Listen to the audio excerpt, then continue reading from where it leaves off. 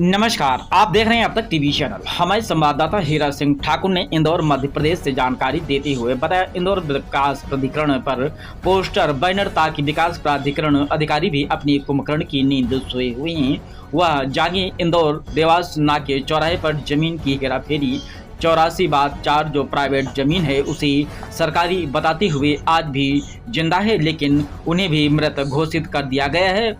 मंजीत सिंह पिता मुख्तार सिंह जो आज भी जीवित हैं, उन्हें मृत घोषित कर दिया गया था।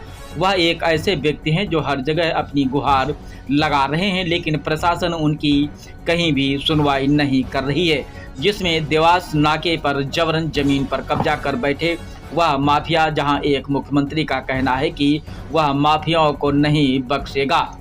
वह माफिया को अपनी जादूगरी दिखा रही हैं। देखने वाली बात तो यह होगी, क्या प्रशासन द्वारा जिंदा व्यक्ति को मुर्दा घोषित कर दिया गया है तो क्या पीड़ित को न्याय मिल पाएगा या मध्य प्रदेश सरकार यूं ही सोती रहेगी।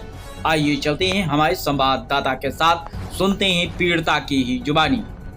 बताइए सर, आपके साथ किस प्रकार से व्यवहार हो रहा है? मेरे को मेरे परिवार को मृत घोषित करके मेरी ज़मीनों पे कब्जा कर लिया। इंदौर विकास प्राधिकरण जो सबसे बड़ा भू माफिया है, उन्होंने मेरे परिवार को मृत घोषित करके मुआवजा भी खा गए और ज़मीन भी खा गए और किसी दूसरे को किराएदार कोई मालिक बनाने की कोशिश में लगे हुए, जिसे 3 लाख रुपए महीना प्रत्येक अधिकारी, उच्चाधिकारी, इंदौर विकास प्राधिकरण के सीओ, कलेक्टर, संभाग आयुक्त, कमिश्नर आयुक्त, उसके बाद में नगर निगम आयुक्त, पुलिस आयुक्त। बताइए आपके साथ किस प्रकार से इंदौर के अंदर दुर्व्यवहार हो रहा है?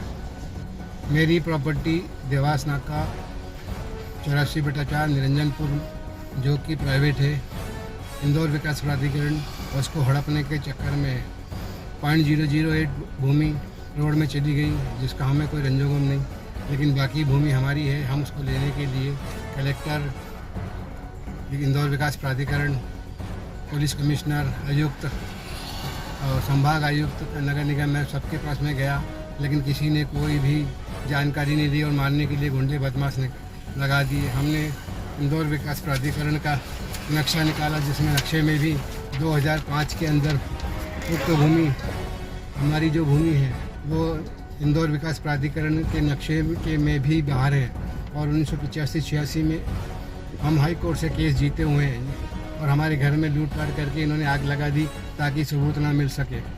मेरे पिता को बहुत बेरहमी से मारा, इंजेक्शन लगा के लाइफलाइन हॉस्पिटल में, और लाइफलाइन हॉस्पिटल को बदली करके उसका नाम आज DNS कर दिया। उसके बाद मैं कलेक्टर में गया, उसके कलेक्टर ने को भी मैंने आवेदन दिया कि मेरा ये मुआवजा दिया जाए। मुआवजा देने का वो बोलिया तो बोले उसको दे दिया, एक दूसरे पे टालते जा रहे। जब कोई फंसने को आता तो उसका ट्रांसफ़र कर देते हैं या उसको VRS दे के बाहर कर देते। नया आता है फिर वो नए से नहीं करो, ऐसे पिछले 12 साल से यही चल रहा है। और जब मैंने कोर्ट में अर्जी लगाई SDM और तहसीलदार के, तो उन्होंने देखा कि हम फंसेंगे तो ताबड़तोड़ 10,73,000 का कुछ अमाउंट था मेरा, उसमें से मात्र 10% ये मेरे को दिया बचने के लिए कि, और लिख दिया कि हमने सारा पेमेंट इसको दे दिया। दसुड़िया थाने के TI की जांच अनुसार 10 लाख रुपये लगभग का जो पैसा था वो मेरा सही पाया गया। अब ये तहसीलदार मिल के, SDM मिल के TI सोनी को धमका रहे हैं कि इस कार्रवाई को नहीं करना, और मुझे आए दिन वो थाने पे बुलाते हैं, बिठाते हैं, 2 घंटा रखते हैं, बोले हाँ आज करते हैं, कल करते हैं। ऐसा करके मुझे पिछले 5 साल से TI सोनी बरगला रहा है, लेकिन अभी तक कोई कार्रवाई नहीं हो रही।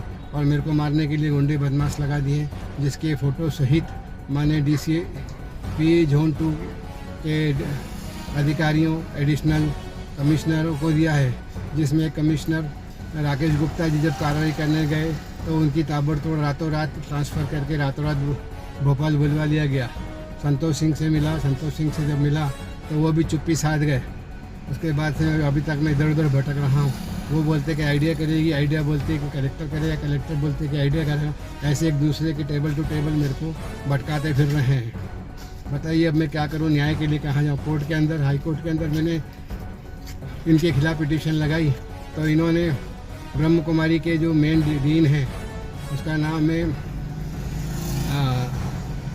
करुणा चेट्टी। उसने इंदौर के हाई कोर्ट जज रमन्ना के साथ मिलके मेरे केस को डिस्पोज करवा दिया ताकि उनके खिलाफ कार्रवाई होती बची।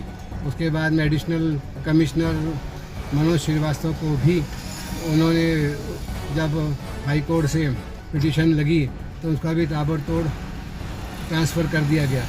अब बताइए कि ये अपने आप को बचाने के लिए एक दूसरे का ट्रांसफ़र कर देते हैं और जब देखा कि कुछ नहीं होता तो बोले इस सरदार को मार दो। तो ये इसने सबकी कार्रवाई करके रखी। अब बताइए मैं अपनी जान बचाता फिर रहा हूँ, कहाँ से कहाँ जा रहा हूँ और कोई सुनवाई नहीं है। सबसे बड़े भू माफिया ये सभी लोग हैं जिनके मैंने अभी नाम दिए। आपका नाम बता दीजिए। मेरा नाम है मंजीत सिंह, पिता मुख्तियार सिंह, 4/31 विजयनगर, जिसके ऊपर CSP अजय जैन का कब्जा। वो भी मुझे मारने के लिए गुंडा बदमाश लगा रहा है। विजयनगर थाने में भी उसके बारे में मैंने बहुत कुछ शिकायतें करी लेकिन कोई सुनवाई नहीं। मुझसे 5.5 लाख रुपए मांगे गए तो उसे जांचकर्ता का ट्रांसफ़र कर दिया विजयनगर इंदौर। अभी वर्तमान में 74 पटेल बाग कॉलोनी में रह रहा हूँ छुप के मेरे दोस्त के पास में। ये कभी भी मेरे साथ अप्रिय घटना घट कर सकते हैं। अभी 25 या 26 जनवरी के दिन ही मेरे ऊपर हमला हुआ है जिसकी शिकायत मैंने विजयनगर थाने में करी तो उन्होंने सामने वाले से 40,000 रुपये लेकर उसको रफा दफा कर दिया। हमने उसको पकड़ के लाए तो उन्होंने थाने से भगा दिया।